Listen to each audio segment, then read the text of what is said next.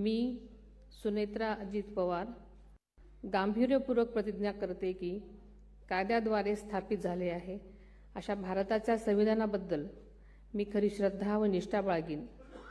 मी भारताची सार्वभौमता व एकात्मता उन्नत राखीन। मी महाराष्ट्र राज्याची उपमुख्यमंत्री म्हणून माझी कामे निष्ठापूर्वक व सद्विवेक बुद्धीने पार पाडेन आणि संविधान व कायदा यानुसार सर्व तऱ्हेच्या लोकांना मी गांभीर्यपणे व निपक्षपातीपणे तसेच कोणाच्याही विषयी ममत्वभाव किंवा आकस न बाळगता न्याय वागणूक देईन।